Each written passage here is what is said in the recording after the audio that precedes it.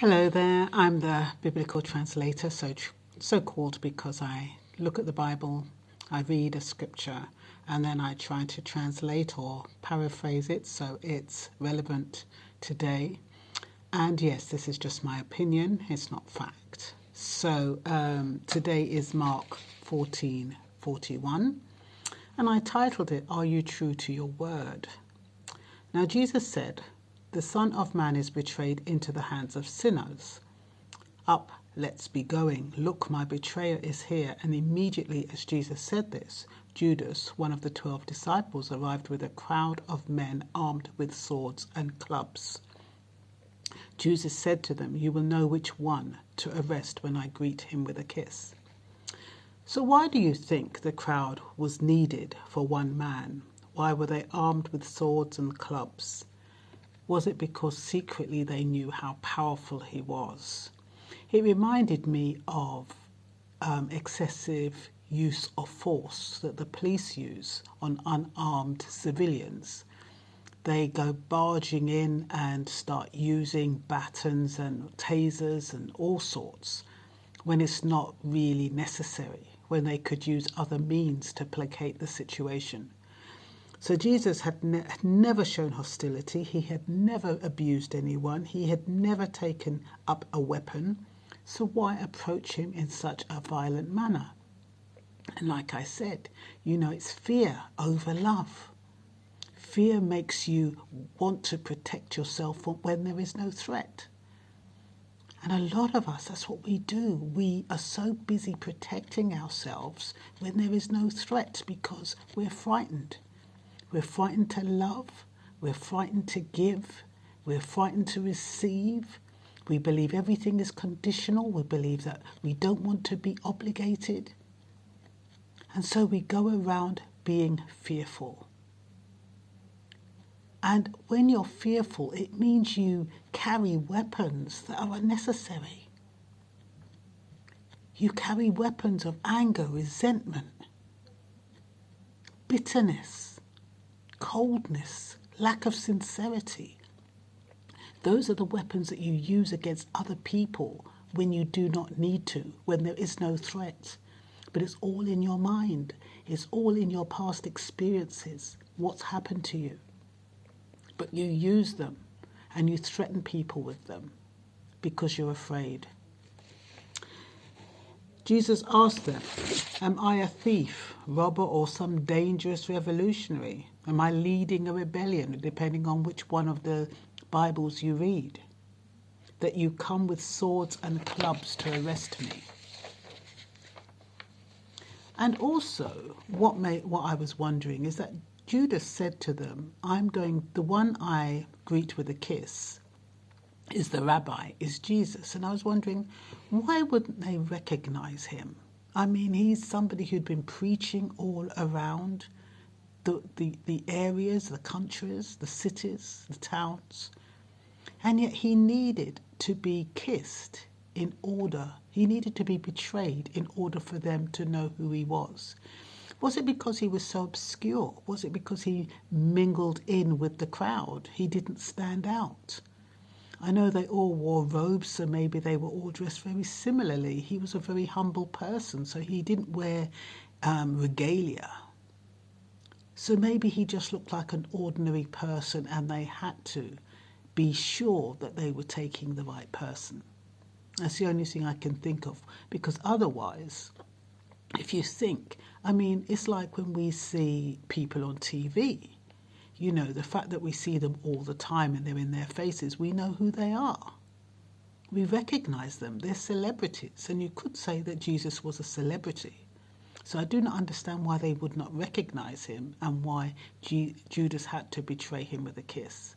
Unless, of course, it's to fulfill the scriptures once again. That betrayal, that,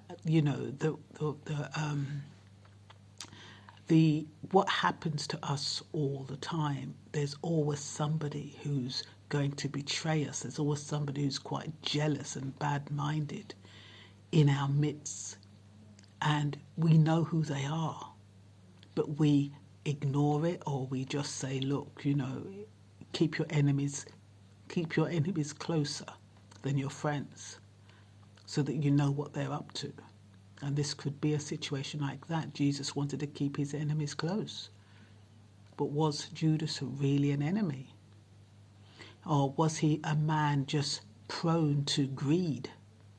Thought, oh yeah, I'm going to get a few bucks here. What big deal is it? And he probably thought Jesus would be able to escape.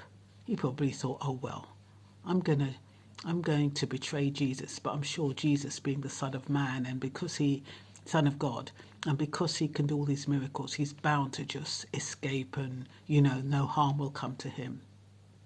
But when he saw how they were treating him, he felt so guilty, and he hung himself.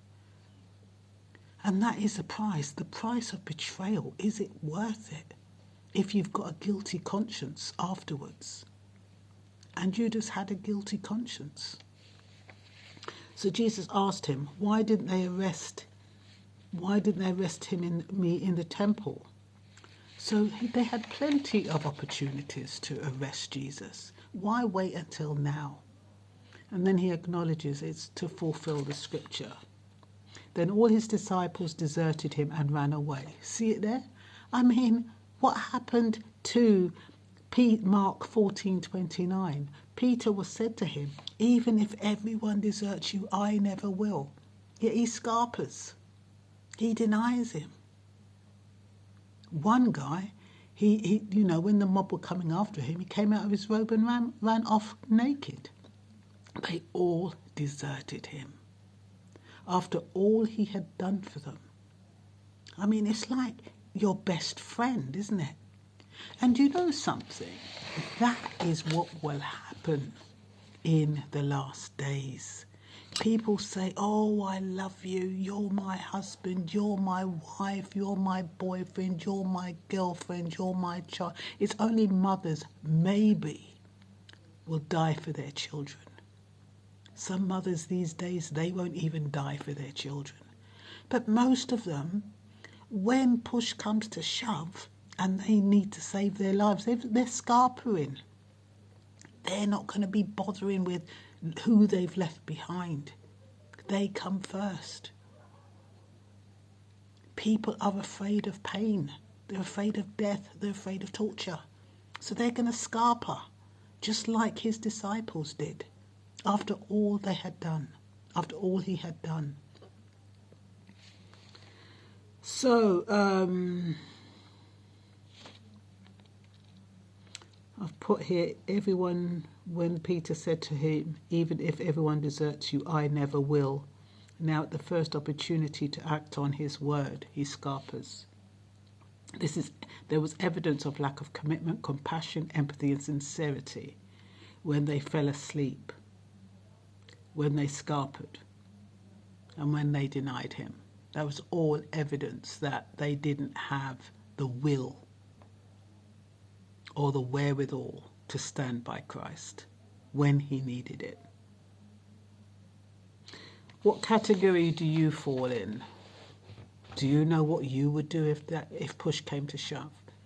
You've got wife and you've got children and you've got armies beating down. You've got the army beating down your door, and they're threatening to kill you.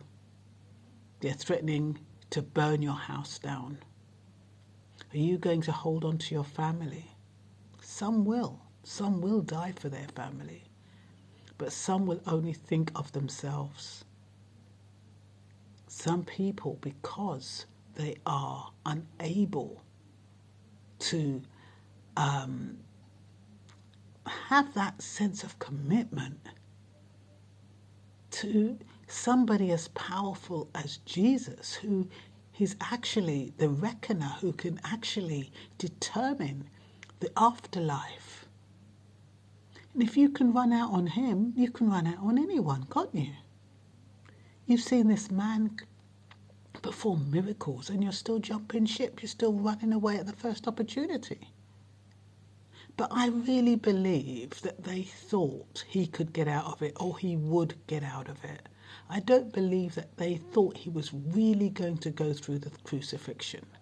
Because I think if Jesus was my friend, I would think, okay, yes, he's performed all these miracles.